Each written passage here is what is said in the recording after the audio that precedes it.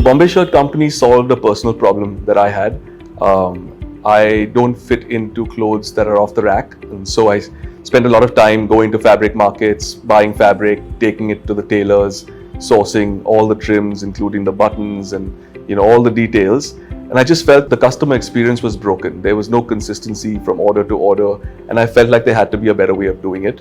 I just felt like we could build a brand that stands for a promise for a customer experience that wasn't available, at least at scale. You had local tailor shops, etc., but there was no one doing it at a much larger scale. I felt there was a massive opportunity there. Slow fashion itself, I think there are two components to it. I think for the business side of it, I think it was a necessity to do it in the way that we did, because we had no capital, obviously in terms of inventory, upfront costs to set up the business. So it was the most efficient way to do things.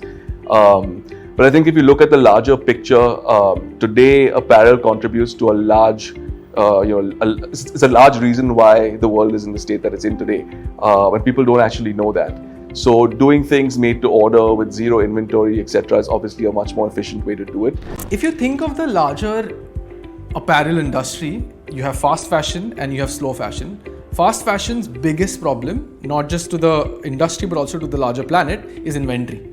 From an economic perspective, makes no sense. From an ecological perspective, a massive disaster.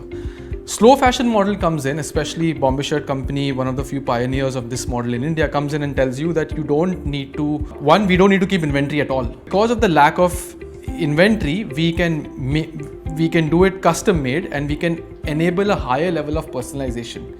So that's what got Lightbox intrigued. So when we launched in 2012, we launched as an online only business, somewhat naively, and very quickly realized that for the kind of business that we're in, there's a large touch and feel component to it, which meant that physical locations became a must.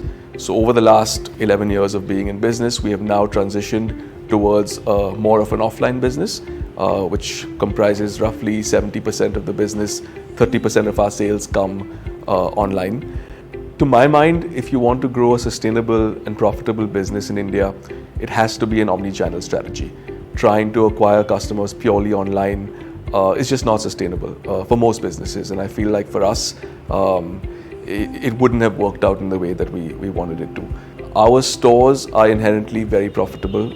Our older stores do anywhere from 20 to 25% EBITDA a month. Our newer stores operationally break even in month 2, latest month 3, and so they contribute to the bottom line. So for us, having a large enough network of stores to cover our fixed costs is imperative, and we feel we're at that stage today where we've got a quorum of stores. BSC has done a fantastic job of making the unit economics work from a gross margin perspective, from a rent to revenue perspective, from a store OPEX perspective, and hence you see a sprawling store network that is doing very well right now. All the growth levers are now set, and we just simply need to double down and multiply on them. So from a P&L perspective, I think like most other companies in the last 1 year, the focus has been on getting to profitability. And for us, one of the big drivers of profitability is gross margin. And over the last year, we've been able to expand our margins by 12%, which is a fairly large number. And it was a mix of both price increases, but also a lot of efficiency on the production end. And that's given us a lot of breathing room now to run the business in the way that we want to. So apart from the laser sharp focus on profitability, there are two major areas of focus over the next 12 months. The first is distribution. We're looking at experimenting with multiple formats for distribution. We're opening our first mall later on this year in Mumbai, something we've never done before. We're looking to expand on what's called our gallery store concept, which are your neighborhood stores, smaller footprint, maybe not street facing, but with very different economics. If that works for us, that's something that can be scaled very quickly. We're also experimenting with much larger stores. Given that we're getting into multiple categories, it means that we need a lot more space to showcase our product. And so that's another experiment that's on the anvil.